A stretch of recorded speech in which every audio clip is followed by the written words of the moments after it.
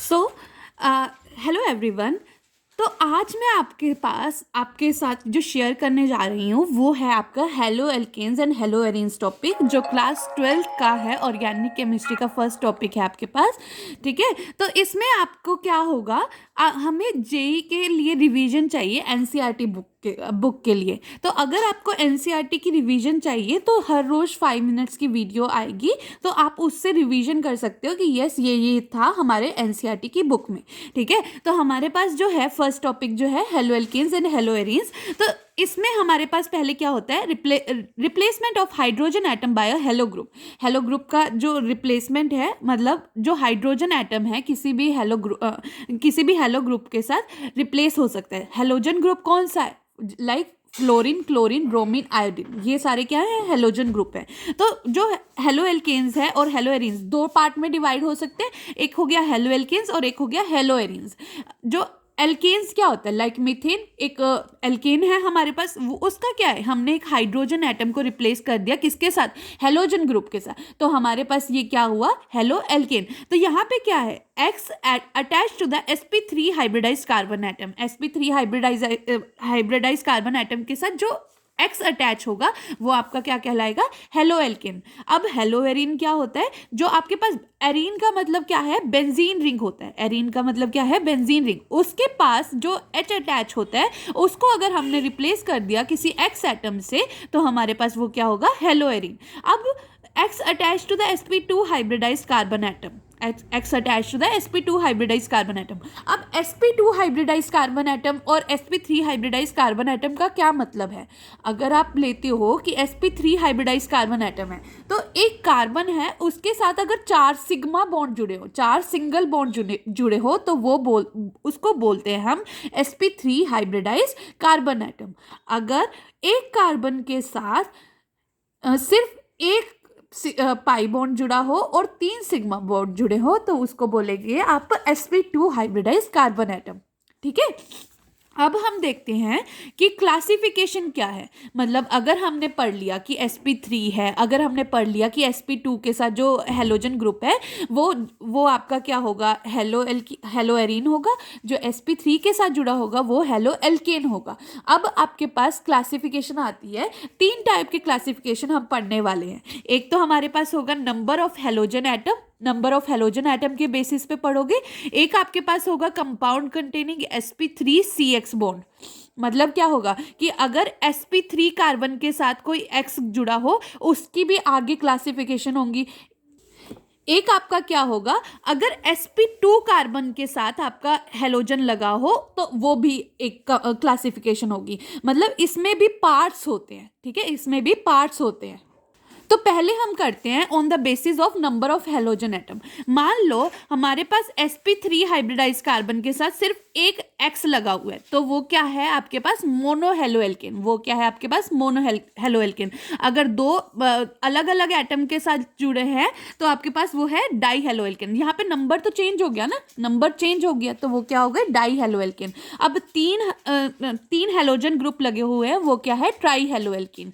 तो ये हो गया आपके एलिफेटिक वाली साइड पे। अगर अब हमारे पास बेंजीन रिंग है, उसके साथ एक हेलोजन ग्रुप जुड़ा है, तो वो क्या हो गया, मोनो हेलो एरीन। उसमें क्या है, मोनो हेलो एरीन। अब अगर दो जुड़े हों तो वो हो गया डाई। डाई का मतलब क्या हो गया, दो डाई हेलो एरीन। अगर हमारे पास ये 3 हेलोजन ग्रुप जुड़े हों तो ट्राई हेलो एरीन। अब हमारे पास आता है कि अगर हमारे पास sp3 कार्बन एटम हो, उसके साथ CX बॉन्ड, मतलब sp3 कार्बन के पास ये जो हेलोजन ग्रुप जुड़ा है, तो उसको कैसे हम डिफाइन करेंगे। अब हमारे पास उसमें भी फर्दर क्लासिफिकेशन है। कैसे है कि अगर हमारे पास सीधा प्राइमरी कार्बन के साथ हेलोजन ग्रुप लगा है, मतलब 1 डिग्री कार्बन के साथ हेलोजन लगा हुआ है, तो वो होगा प्राइमरी अल्काइल हैलाइड। 1 डिग्री कैसे लेंगे, सिर्फ उसके साथ एक R लगेगा और 2 हाइड्रोजन लगेंगे। ठीक है, एक R लगेगा, 2 हाइड्रोजन लगेंगे। सेकेंडरी कैसे लेंगे, एक हाइड्रोजन लगेगा और 2 R लगेंगे। टर्शरी कैसे लगेंगे, 3 R लगेंगे उसको। अब ये टर्शरी कार्बन हुआ, उसके साथ जो हेलोजन लगा है वो क्या होगा, टर्शरी एल्काइल है। तो और भी आते हैं, जब sp3 हाइब्रिडाइज कार्बन के साथ जुड़ा हुआ है तो उसमें और भी आते हैं। कैसे कि अगर अलाइलिक हेलाइड्स हो, अलाइलिक हेलाइड का मतलब क्या है, ये कार्बन डबल बॉन्ड कार्बन है, इसके साथ एक sp3 हाइब्रिडाइज कार्बन एटम है, उसके साथ अब अगर हेलोजन लगा हुआ होता है तो उससे क्या बोलते हो, अलाइलिक हेलाइड। क्योंकि ये वाला जो sp3 हाइब्रिडाइज कार्बन होता है ये अलाइलिक कार्बन बोलते हैं इसे, अलाइलिक कार्बन। जो कार्बन डबल बॉन्ड कार्बन के साथ एडजेसेंट में लगा होता है उसको बोलते हो अलाइलिक कार्बन, और उसके साथ जो हेलोजन लगा होता है वो आपका होता है अलाइलिक हेलाइड। फॉर एग्जाम्पल एक और चीज, चाहे वो रिंग में हो, चाहे वो रिंग में हो, यहाँ पे क्या है, डबल बॉन्ड के एडजेसेंट में एक कार्बन है, उसके साथ एक हेलोजन एटम लगा हुआ है, तो वो क्या हो गया आपका अलाइलिक हेलाइड। अब हमारे पास आता है बेंजाइलिक हेलाइड। बेंजाइलिक हेलाइड में क्या होगा कि अगर बेंजीन रिंग के ऊपर जो कार्बन होता है, बेंजीन रिंग के ऊपर अगर CH3 होता है तो वो बोलेंगे आप बेंजाइलिक कार्बन, और अगर उस कार्बन के साथ X जुड़ा होता है तो वो होता है बेंजाइलिक हेलाइड। ये होते sp3 हाइब्रिडाइज्ड है। sp3 हाइब्रिडाइज कैसे, 4 बॉन्ड जो होते हैं वो आपके सिग्मा बॉन्ड होते हैं, राइट।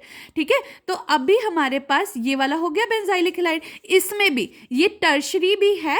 टर्शरी कैसे है, तीन कार्बन एटम जुड़े हुए हैं ना, एक तरह से अल्काइल हेलाइड, अल्काइल ग्रुप्स जुड़े हुए हैं, तो वो क्या है, टर्शरी भी है और बेंजाइलिक भी है। बेंजाइलिक कैसे है, क्योंकि ये बेंजीन रिंग है, उसके ऊपर ये कार्बन एटम है, उसके साथ X जुड़ा हुआ है। तो अगर अब हम देखते हैं कि कंपाउंड कंटेनिंग sp2CX बॉन्ड, अगर sp2CX बॉन्ड को हम देखते हैं, ठीक है, तो sp2 का मतलब क्या है कि 3 सिग्मा बॉन्ड लगे हों। जैसे यहाँ पे क्या है, 3 सिग्मा बॉन्ड है, एक H के साथ, एक X के साथ, एक ये वाला, ये सिग्मा बॉन्ड है, ठीक है, और एक आपके पास डबल बॉन्ड है, तो ये क्या होगा sp2 हाइब्रिडाइज। अगर ये क्या होते हैं, अगर कार्बन यहाँ पे क्या था, एलाइलिक वाले में क्या था कि आपको कार्बन डबल बॉन्ड कार्बन के एडजेसेंट में देखना है कि sp3 हाइब्रिडाइज्ड होना चाहिए, पर यहाँ पे आपको क्या है, कार्बन डबल बॉन्ड कार्बन के ऊपर ही जो X लगा होता है वो आपका क्या कहलाते हो, वेनाइलिक हेलाइड्स। वो आप क्या कहलाते हो, वेनाइलिक हेलाइड्स। ये तो आपका हो गया ओपन में। अगर आपका रिंग में भी होगा ना, वो भी आपका क्या कहलाएगा, वेनाइलिक हेलाइड्स, जो उसी कार्बन के ऊपर होगा X। ठीक है, अब हमारे पास एक आता है अराइल हेलाइड्स। अराइल हेलाइड्स आता है, तो अराइल हेलाइड्स में क्या हो रहा है कि halogen directly bond to the sp2 hybridised carbon atom of an aromatic ring. तो जो डायरेक्टली अटैच होता है ना, देखो ये क्या होगा, आपका कार्बन हो गया, ये क्या होगा, सेकेंडरी होगा, sp2 वाला होगा सेकेंडरी sp2। क्यों होगा, क्योंकि यहाँ पे क्या है, 3 तो सिग्मा बॉन्ड है, 3 क्या है, सिग्मा बॉन्ड, और एक क्या है, पाई बॉन्ड।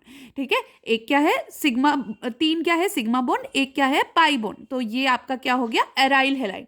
यहाँ पे भी डायरेक्टली अटैच है, यहाँ पे भी डायरेक्टली अटैच है, तो ये भी आपका क्या हो गया, अराइल हेलाइड।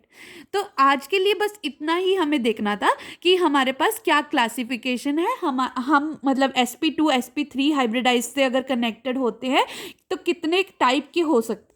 तो आज हमने सिर्फ क्लासिफिकेशन देखी है कि हेलोजन एटम्स के नंबर के बेस पे हम कैसे क्लासिफिकेशन कर सकते हैं, कंपाउंड के बेस मतलब अगर sp3 हाइब्रिडाइज कार्बन के साथ जुड़ा हो तो उसको कैसे क्लासिफिकेशन कर सकते हैं, फिर आपका आता है sp2 हाइब्रिडाइज कार्बन के साथ जुड़ा हो तब कैसे क्लासिफिकेशन कर सकते हैं। और इसके बाद कल हम जो देखेंगे वो हम ये देखेंगे कि नोमेनक्लेचर कैसे लिखते हैं, नोमेनक्लेचर देखेंगे कि कैसे लिखते हैं, और उसके बाद 2 एग्जाम्पल्स दी हुई हैं आपकी NCERT की बुक में, हम वो भी सॉल्व करेंगे। ठीक है, थैंक यू सो मच।